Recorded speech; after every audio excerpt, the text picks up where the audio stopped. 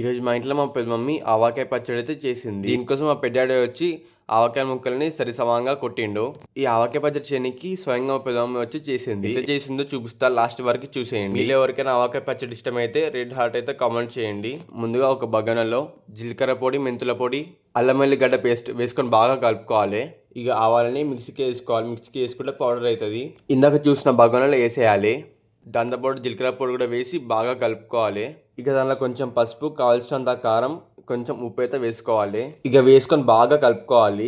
ఇలా కలుపుకున్న పేస్ట్ అంతా కొంచెం పెద్దగా ఉన్న టబ్బులు అయితే వేసేయాలి. మేము టబ్లో వేసుకున్నాం, మీరు దేనిలో వేసుకుంటారో మీ ఇష్టం. పేస్ట్ మొత్తం టబ్లో వేస్తున్న స్మెల్కి నాకు మా మమ్మారికైతే నోరు ఊరుతుంది.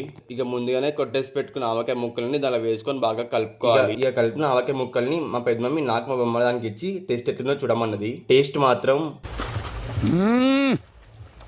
జంపర్ మే బంపర్. అంతే, మన ఆవకాయ పచ్చడి రెడీ అయినట్టే. చేసుకున్న టబ్బుని ఒక 2 to 3 days స్టోర్ చేసుకోవాలి. ఎందుకంటే ఆయిల్ మొత్తం పైకి వచ్చేస్తుంది, ఆవకాయ మొత్తం కింద ఉంటది. ఇక లాస్ట్ లో మా పెద్ద మమ్మీ ఆవకాయ పచ్చడి చేసిన ఆ బగానల్నే నాకు మా బొమ్మర్దానికి అన్నం వేసి తినిపించింది. మీరు ఈ సమ్మర్ లో ఆవకాయ పచ్చడి చేసుకున్నారో లేదో కింద కామెంట్ చేయండి. ఇలా మీరు వెళ్ళే ముందు మన ఛానల్ కి సబ్స్క్రైబింగ్ గా ఫాలో కొట్టేసేయండి. మళ్ళీ కలుద్దాం, వెళ్ళొస్తా.